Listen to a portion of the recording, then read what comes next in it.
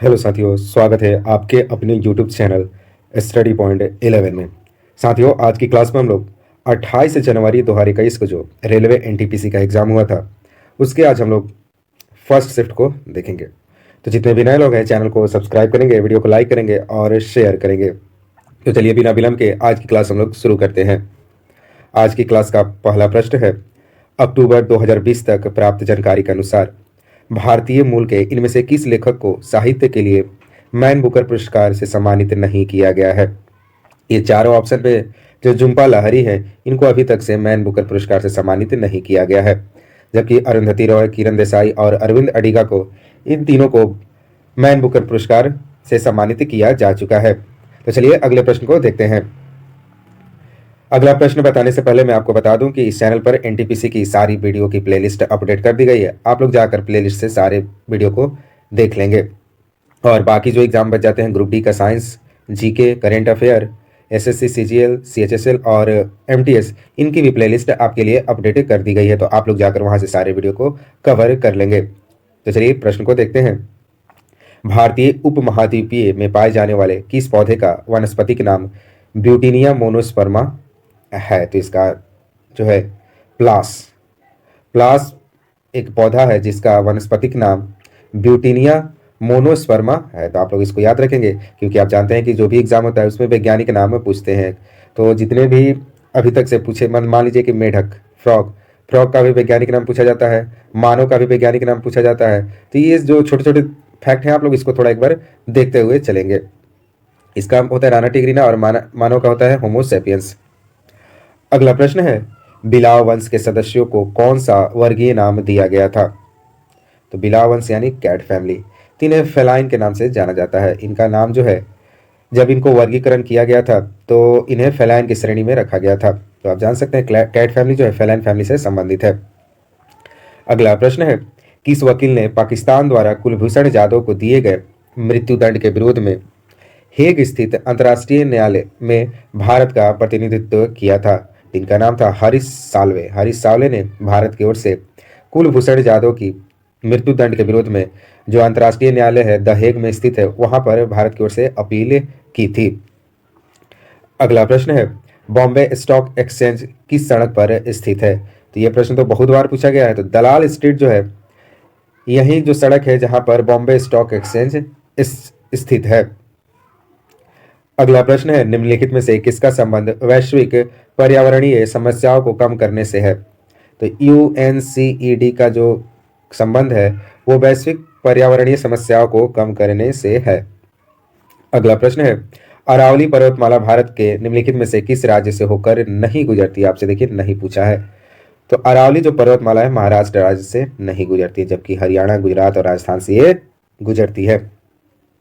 अगला प्रश्न है, और अगर आप लोग को चैनल पसंद आ रहा है तो आप लोग चैनल को जरूर सब्सक्राइब करेंगे, लाइक भी कर देंगे इस वीडियो को और शेयर भी करेंगे। बस आप लोग का इतना ही काम है, लाइक, शेयर, सब्सक्राइब। जो पहले से सब्सक्राइब कर लिए उनका तो ये काम खत्म हो गया, उनका बस काम बचता है लाइक कर देना। शेयर नहीं भी करेंगे तो कोई बात नहीं, बस आप लेके लाइक कर दीजिए। प्रश्न है, निम्न में से क्या जमीन के नीचे नहीं उगता है। तो ये जमीन है, कुछ होते हैं जो जमीन के ऊपर उगते हैं और कुछ होते हैं जमीन के नीचे फल उगाते हैं। तो पूछा है कि कौन जमीन के नहीं उगता है। तो बहुत ही आसान और प्यारा प्रश्न है, टमाटर जो है जमीन के नीचे नहीं उगता है, सबको मालूम है। आलू जो है नीचे ही होता है, मूली भी, और शलजम भी नीचे ही होता है। अगला प्रश्न है, पहली बार प्रधानमंत्री की शपथ लेते समय इनमें से किसकी आयु सर्वाधिक थी। तो पूछा है कि कौन सबसे ज्यादा उम्र के प्रधानमंत्री थे। जब वो प्रधानमंत्री के शपथ लिए थे तो किसकी उम्र सर्वाधिक थी। तो वो थे मोरारजी देसाई, सबसे ज्यादा उम्र में प्रधानमंत्री बनने वाले ये व्यक्ति थे।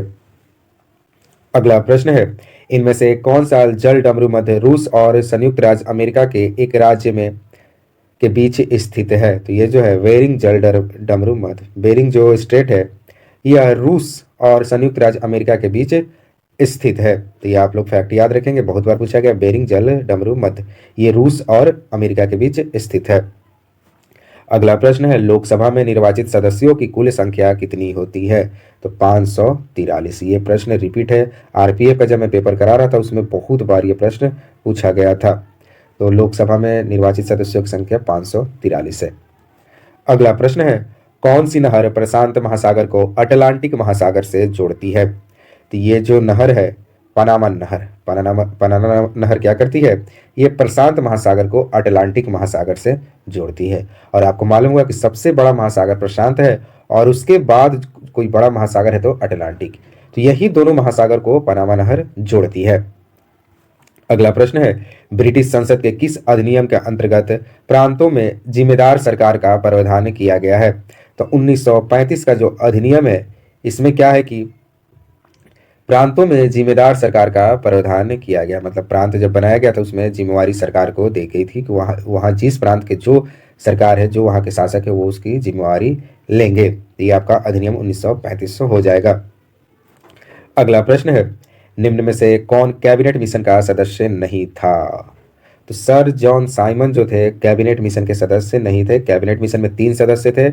एक का नाम था सर पैट्रिक लॉरेंस, दूसरे थे सर स्टेफर्ड क्रिप्स और तीसरे थे एवी अलेक्जेंडर। यही तीनों जो थे कैबिनेट मिशन के सदस्य थे। आप लोग कमेंट में बताएंगे कि ये जो कैबिनेट मिशन था इनमें 3 सदस्य ये थे, 3 में इसका अध्यक्ष कौन था? आप लोग कमेंट में लिखेंगे।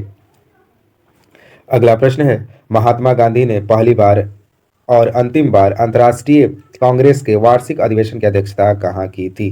तो ये प्रश्न कितना बार रिपीट होगा, बार बार ये रिपीट हो रहा है क्योंकि गांधी जी ने तो बस एक बार भारतीय राष्ट्रीय कांग्रेस की अध्यक्षता की थी, वो भी 1924 में।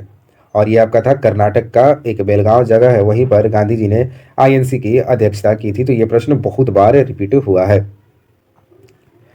अगला प्रश्न है, मुसम्मन बुर्ज भारत के किस किले में स्थित है? तो आप देख रहे हैं नाम मुसम्मन बुर्ज, ये भारत के आगरा के किले में स्थित है। अगला प्रश्न है, 1905 के बंगाल विभाजन का आदेश किस वायसराय ने पारित किया था? तो लॉर्ड कर्जन जो था उसने बंगाल विभाजन का जो आदेश था दिया था, उसने ही कहा था कि बंगाल का विभाजन होगा। अगला प्रश्न है, निम्नलिखित में से किस केंद्र शासित प्रदेश में विधानसभा नहीं है? तो दिल्ली जो है यहाँ पर विधानसभा नहीं है, यहाँ तो है।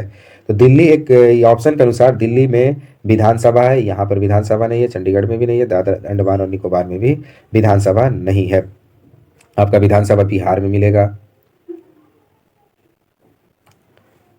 अगला प्रश्न है, नीति आयोग का अध्यक्ष कौन होता है? तो नीति आयोग का अध्यक्ष, तो बहुत बार मैंने पोल पर भी ये प्रश्न डाला था, कम्युनिटी पे भी डाला था कि नीति आयोग का अध्यक्ष हमेशा भारत के प्रधानमंत्री ही होते हैं। और उस समय जो मतलब जब नीति आयोग का जो सत्र चलता है, अगर उस समय के जो प्रधानमंत्री होंगे वहीं उसके अध्यक्ष होंगे। मान लीजिए अभी के वर्तमान में प्रधानमंत्री हमारे नरेंद्र मोदी हैं, तो वो अभी हमारे नीति आयोग के अध्यक्ष हैं।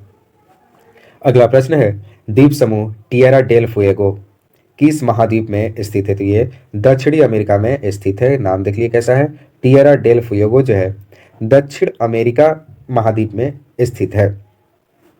अगला प्रश्न है, खाली स्थान ने फीफा मेंस फुटबॉल विश्व कप सबसे अधिक बार जीता है? तो ब्राजील जो है फीफा जो मेंस फुटबॉल विश्व कप होता है उसको सर्वाधिक बार जीता है। आप लोग कमेंट बताएंगे कि ये कितनी बार जीता है?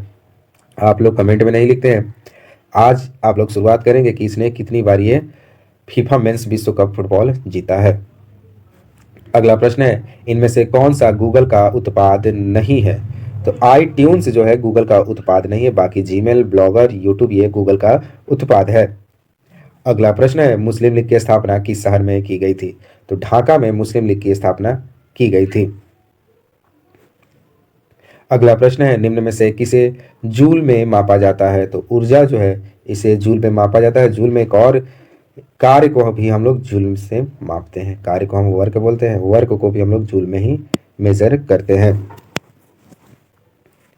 अगला प्रश्न है, निम्नलिखित में से कौन सा स्थान भारतीय अंतरिक्ष कार्यक्रमों से संबंधित नहीं है? तो श्री पेरम्बुदूर जो है ये आपका अंतरिक्ष कार्यक्रमों से संबंधित नहीं है, जबकि अब्दुल कलाम द्वीप, थुम्बा, श्रीहरिकोटा ये जो है अंतरिक्ष कार्यक्रमों से संबंधित है। अगला प्रश्न है, रेलवे बोर्ड के सर्वप्रथम सीईओ कौन है? तो बीके यादव जो है वो रेलवे बोर्ड के सर्वप्रथम सीईओ। जब रेलवे बोर्ड में सीईओ का पद बना तो उसके पहले सीईओ वीके यादव बने थे। अगला प्रश्न है, हीनयान और महायान किस धर्म के पंथ हैं? तो हीनयान और महायान जो है बौद्ध धर्म के पंथ है।